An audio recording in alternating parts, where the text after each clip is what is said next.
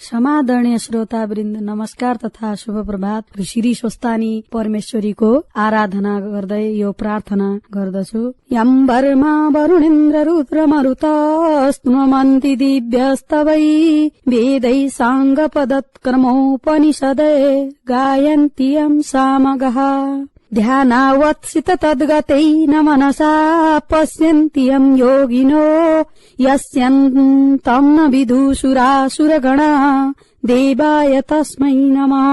श्रीमत् चन्दन चर्चितोज्ज्वल वपु शुक्लम्बरा मल्लिका मालालङ्कृत कुण्डला प्रबलिशं मुक्तावली शोभिता सर्वज्ञान निदान पुस्तकधरा रुद्राक्षमालाधरा वाग्देवी वदनम्बुजै वसतु मे त्रैलोक्यमाता चिरम्। मूकं करोति वाचालम् पङ्गुं लङ्घयते गिरिम् यत्कृपः तमहं वन्दे परमानन्दमाधवम्। नमो भगवते तस्मै व्यासाय तेजसे यस्य प्रसाददच्छामि नारायणं कथामिमाम्। नारायणं नमस्कृत्य नरं चैव नरोत्तमं देवीं सरस्वती व्यासं ततो जयमुदीरये।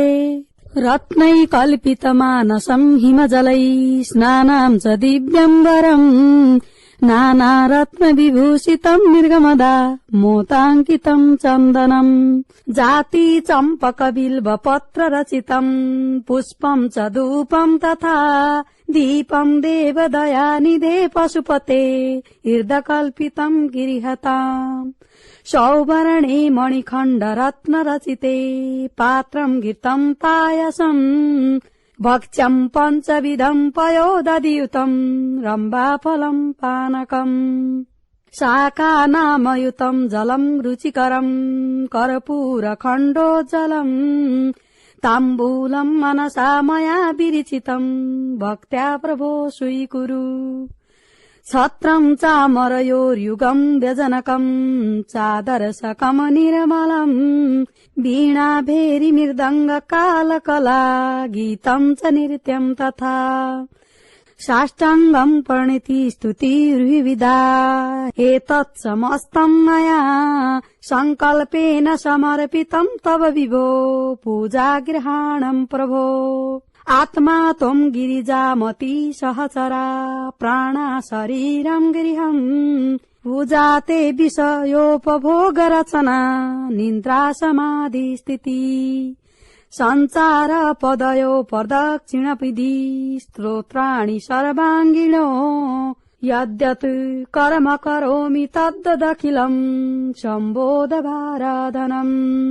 यच्चैवं हरिपूजनं प्रतिदिनं यो वा त्रिशन्यं पठेत् यो वा श्लोकचतुष्टयं च नियतं पूजा हरिमानसम् कुर्यात् सो लभते विनोदकरं साक्षात् हरे दर्शनम्।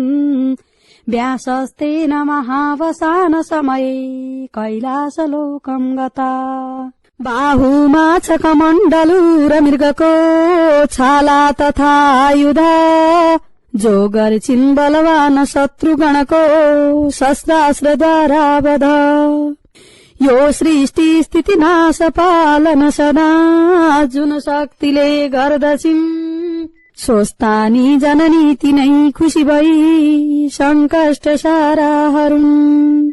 जसका भूषण नागछन् कमरमा जसको छ बागम्बर लायाको तनमा छ भस्म शिरमा छन् चन्द्रमा सुन्दर विगिच्या पातलिने त्रिशूल डमरु जो गर्दछन् धारण त्यस्ता श्री शिवले गरुन् खुशी भई ब्रह्माण्डको रक्षण। पिउने भाङ अफिम चण्ड धतुरो घस्ने खरानी सदा लिने हातमा त्रिशूल डमरु योगीश्वरीको जटा कण्ठैमा विषकालकूट सरबै काखमा गिरीकी सुता सानो चन्द्र ललाटमा जडी शिवे एकपल्ट उन्यता।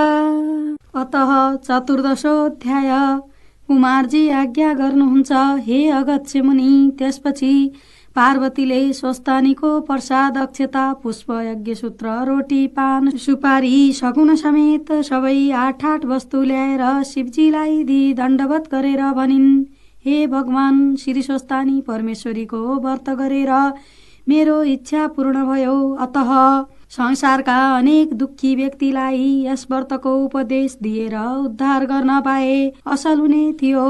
फेरि यस संसारमा कति दरिद्र छन्, कति दुःखी छन्, कोही पापी छन्, कसैका सन्तान छैनन्, कसैका पुरुष छैनन्। यस्ता अनेक कष्टबाट यस व्रतद्वारा पार हुने थिए भन्ने इच्छा छ। त्यति सुनेर महादेव भन्नुहुन्छ, हे पार्वती, तिम्रो परोपकारको भावना जानेर म प्रसन्न भएँ। यस कामको लागि अस्वस्थमा ऋषिलाई डाकेर पहिले रसातल पातालमा पठाऊ।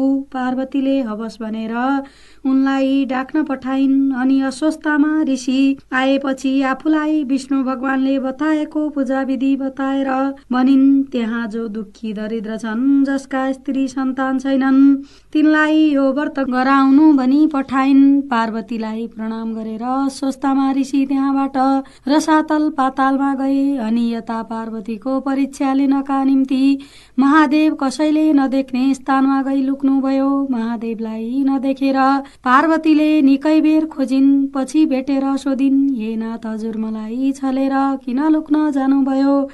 म राम्री छैन कि, मन परिन कि किन हो? महादेवले केही उत्तर नदिई अब वनविहार गर्न जान्छु भन्ने निश्चय गरेर अन्तर्ध्यान भई श्लेषमान्तक वनमा किरातीको रूप धारण गरी शिकार खेल्न लाग्नुभयो। फेरि शिवजीलाई नदेखेर पार्वतीले मनमा दिक्क मानी ध्यान दृष्टिले विचार गर्दा सबै थाहा पाइन् र एउटी अत्यन्त राम्री किरातिनीको रूप धारण गरी त्यही श्लेषमान्तक वनको एउटा ठुलो वृक्ष बनी गएर बसिरहिन्। शिवजी पनि शिकार खेल्दै त्यही आइपुग्नुभयो र किरातिनी रूप पार्वतीलाई देखेर मोहित भई सोध्न लाग्नुभयो, हे सुन्दरी, तिमी देवकन्या, यक्षकन्या, नागकन्या, अप्सरा को हौ? मेरो विचारमा त तिमी जस्ती राम्री यो संसारमा हुनु असम्भव छ।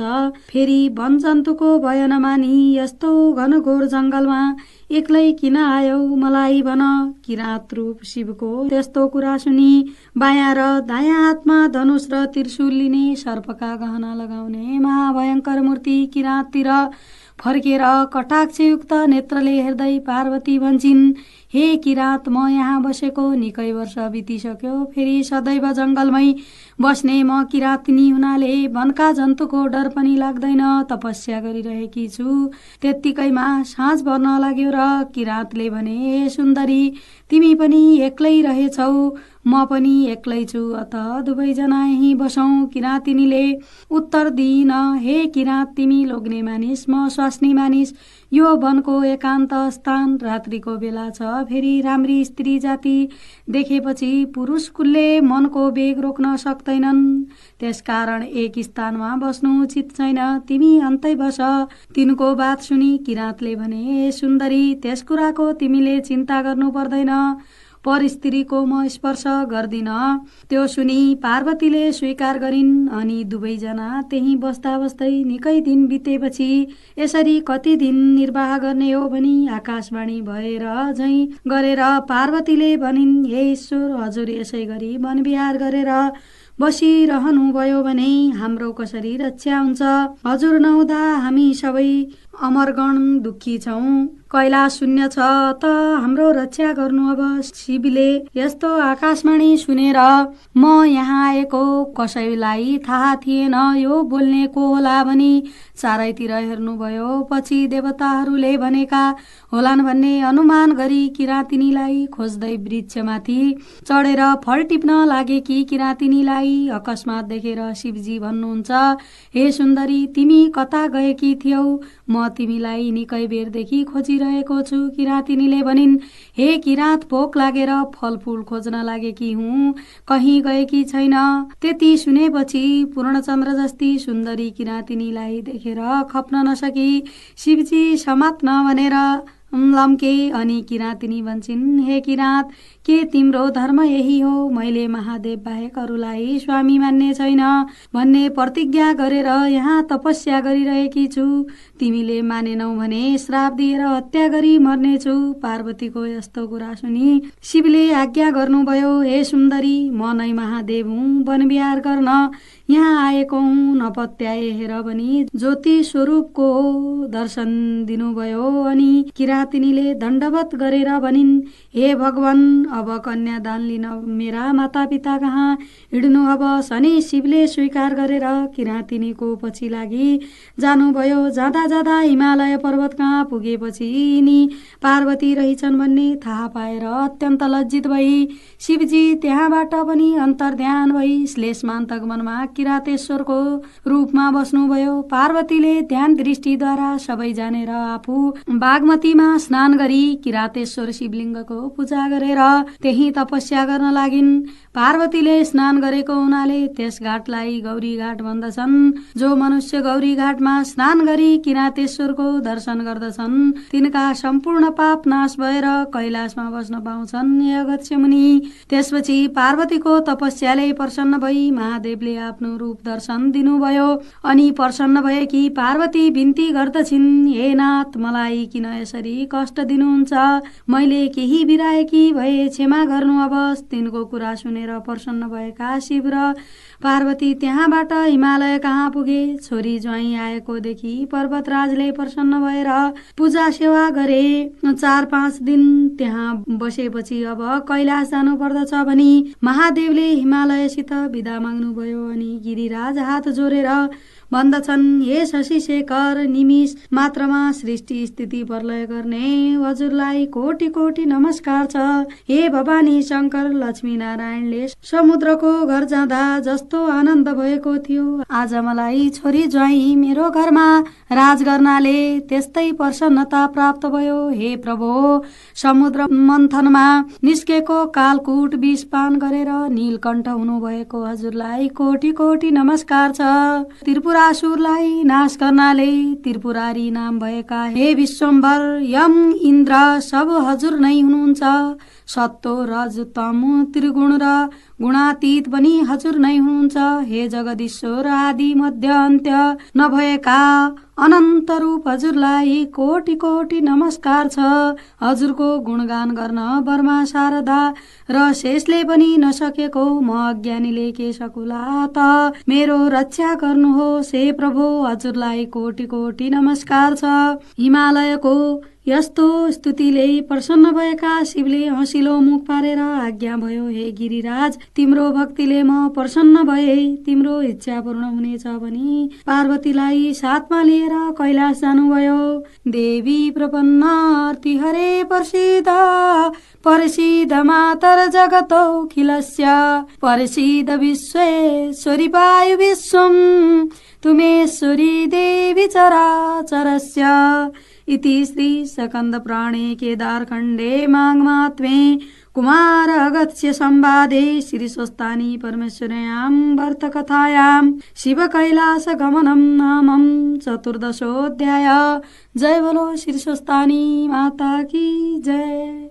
उपनयतु मंगलम गो सकल जगन मंगलालय श्रीमा दीनकर किरण निबोधित नवनलिन दल निवेक्षण कृष्ण काले वर्षतु पर्जन्यं पृथिवी सस्य शालिनी देशोऽयं क्षोभरहितो ब्राह्मणा सन्तु निर्भया अपुत्रा पुत्रिणं सन्तु पुत्रिणं सन्तु पौत्रिणा निर्धना सदना सन्तु जीवन्तु शरदां शतम् तत्रैव गंगा यमुना च तत्र गोदावरी सिन्धु सरस्वती च तीर्थानि सर्वाणि वसन्ति तत्र यत्राचितोदार कथा प्रसंगः या कुन्देन्द्र तुषारहार धवला या शुभ्रवस्त्रावृता या वीणा वरदण्ड मण्डितकरा या श्वेत पद्मासना